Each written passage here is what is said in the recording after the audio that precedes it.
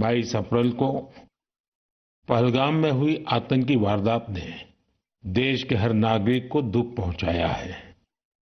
पीड़ित परिवारों के प्रति हर भारतीय के मन में गहरी संवेदना है।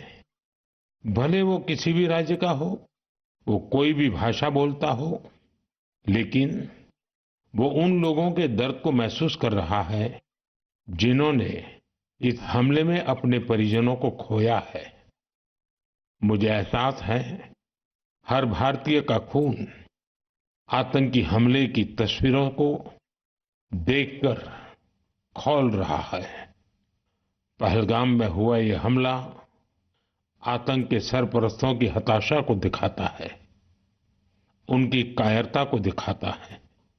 ऐसे समय में जब कश्मीर में शांति लौट रही थी, स्कूल कॉलेजों में एक वाइब्रेंसी थी, निर्माण कार्यों में अभूतपूर्व गति आई थी, लोकतंत्र मजबूत हो रहा था, पर्यटकों की संख्या में रिकॉर्ड बढ़ोतरी हो रही थी, लोगों की कमाई बढ़ रही थी, युवाओं के लिए नए अवसर तैयार हो रहे थे, देश के दुश्मनों को, जम्मू कश्मीर के दुश्मनों को ये रास नहीं आया। आतंकी और आतंक के आका चाहते हैं कश्मीर फिर से तबाह हो जाए और इसलिए इतनी बड़ी साजिश को अंजाम दिया। आतंकवाद के खिलाफ इस युद्ध में देश की एकता, 140 करोड़ भारतीयों की एकजुटता हमारी सबसे बड़ी ताकत है। यही एकता आतंकवाद के खिलाफ हमारी निर्णायक लड़ाई का आधार है। हमें देश के सामने आई इस चुनौती का सामना करने के लिए अपने संकल्पों को मजबूत करना है। हमें एक राष्ट्र के रूप में दृढ़ इच्छा शक्ति का प्रदर्शन करना है। आज दुनिया देख रही है, इस आतंकी हमले के बाद पूरा देश एक स्वर में बोल रहा है। साथियों, भारत के हम लोगों में जो आक्रोश है, वो आक्रोश पूरी दुनिया में है। इस आतंकी हमले के बाद लगातार दुनिया भर से संवेदनाएं आ रही हैं। मुझे भी ग्लोबल लीडर्स ने फोन किए हैं, पत्र लिखे हैं, संदेश भेजे हैं। इस जघन्य तरीके से किए गए आतंकी हमले की सबने कठोर निंदा की है। उन्होंने मृतकों के परिवारजनों के प्रति संवेदनाएं प्रकट की है। पूरा विश्व आतंकवाद के खिलाफ हमारी लड़ाई में 140 करोड़ भारतीयों के साथ खड़ा है। मैं पीड़ित परिवारों को फिर भरोसा देता हूं, उन्हें न्याय मिलेगा, न्याय मिलकर रहेगा। इस हमले के दोषियों और साजिश रचने वालों को कठोरतम जवाब दिया जाएगा।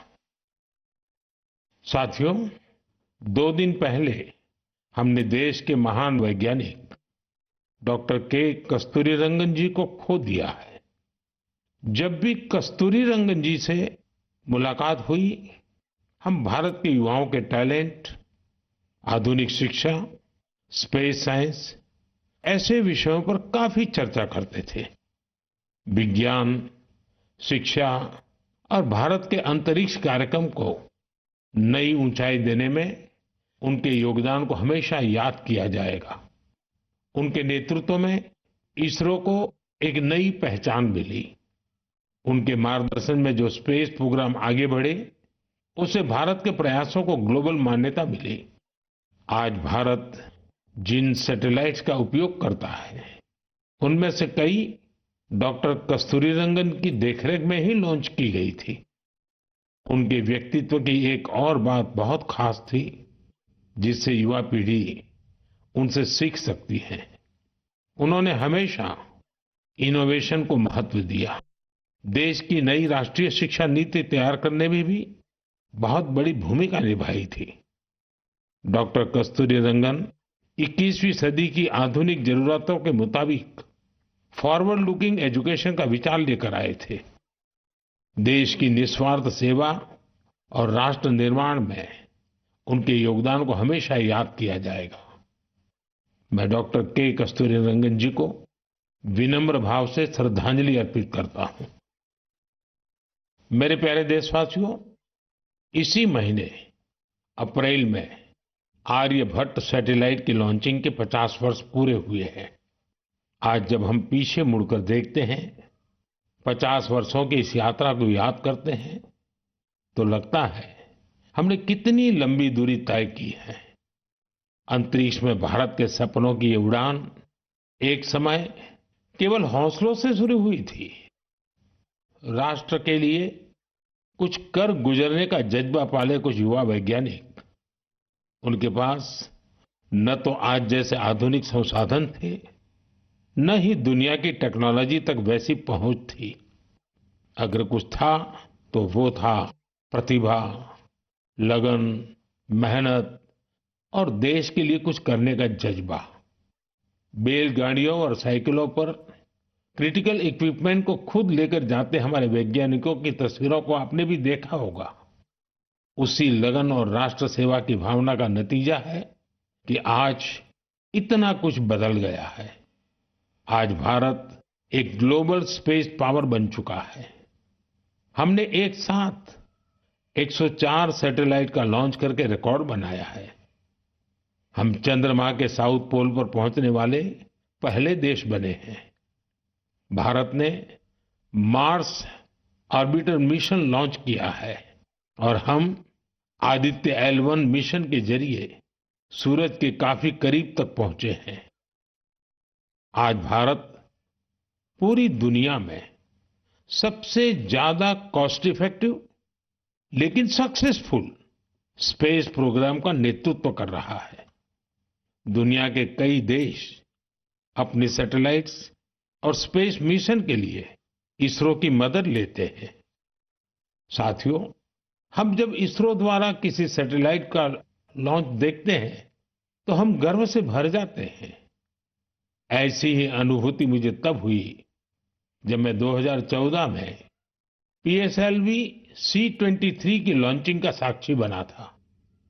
2019 में चंद्रयान-2 की लैंडिंग के दौरान भी मैं बेंगलुरु के इसरो सेंटर में मौजूद था। उस समय चंद्रयान को वो अपेक्षित सफलता नहीं मिली थी।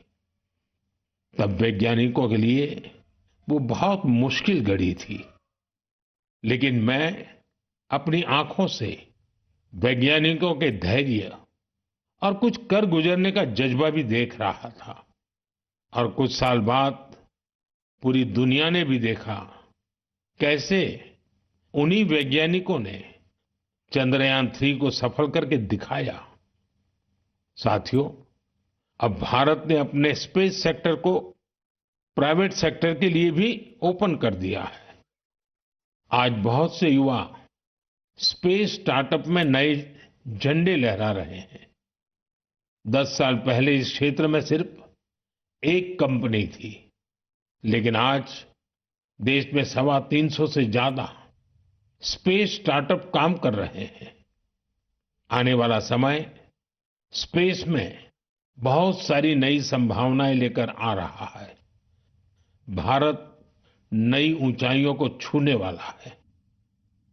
देश गगनयान, स्पैडेक्स और चंद्रयान-4 जैसे कई अहम मिशन की तैयारियों में जुटा है। हम वीनस ऑर्बिटर मिशन और मार्स लैंडर मिशन पर भी काम कर रहे हैं। हमारे स्पेस साइंटिस्ट अपने इनोवेशन से देशवासियों को नए गर्व से भरने वाले हैं। जी न्यूज़।